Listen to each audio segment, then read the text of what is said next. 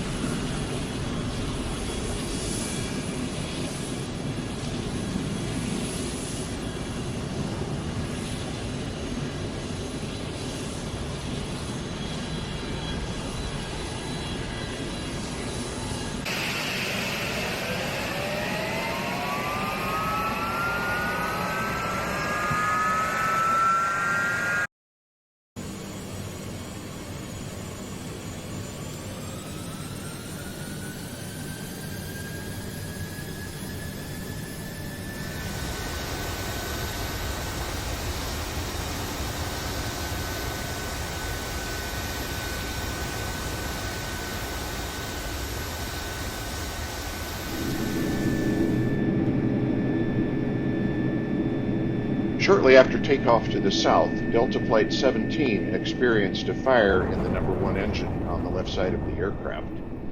You'll notice how the crew applied the age-old rubric of aviate, navigate, and communicate as they worked through a solution to the dilemma. Rather than continuing on the designated departure route, they stopped climbing at 4,000 feet, navigated straight ahead, and attended to the fire. They executed the first 3 steps of the checklist, retarding the thrust lever to idle, placing the engine master, the fuel control switch, to off, and discharging the first of 2 fire extinguisher bottles. As simple as those 3 steps might seem, it's important to note that the crew followed a highly choreographed set of behaviors. First, the pilot flying reached out and touched the number 1 power lever. The pilot monitoring acknowledged that he had identified the correct power lever, at which time the pilot flying retarded the throttle to idle. Similarly, they identified and conferred about the appropriate engine master switch and fire extinguisher bottle. The rationale for such tightly scripted procedure is to ensure that the appropriate engine is shut down.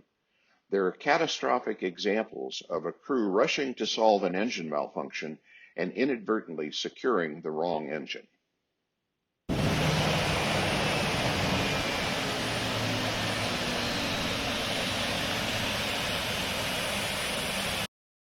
Following the engine shutdown, the pilots communicated with the air traffic controller, notified him of the emergency, and requested a turn back to the north for a return to SeaTac.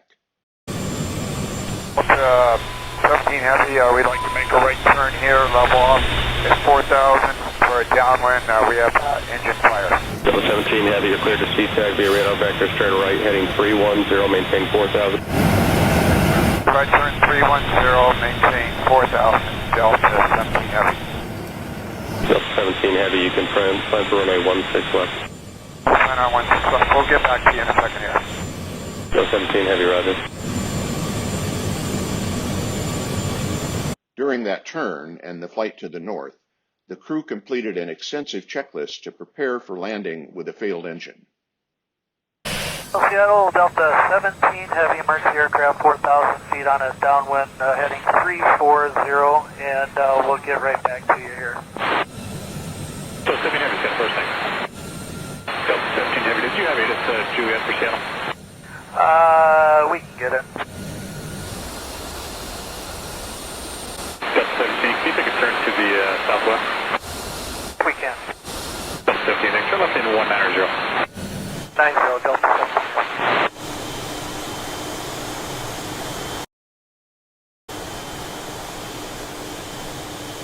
Delta 17 Heavy, ready for the approach. Delta 17 Heavy, roger, turn left all the way around down to heading 130 northwest. Left all the way around to 130. And join the localizer, is that correct for Delta 17 Heavy? Affirmative.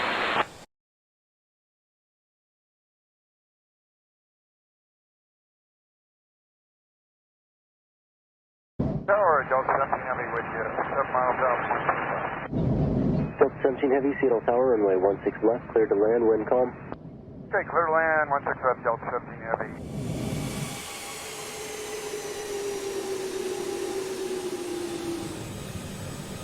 $60, $50, $40, $30.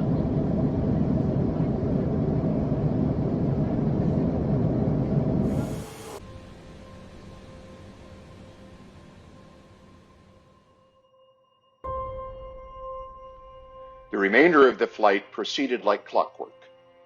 Post-flight investigation found that a critical fitting in the fuel control system had cracked, allowing fuel vapor into the engine compartment, where the fire ensued.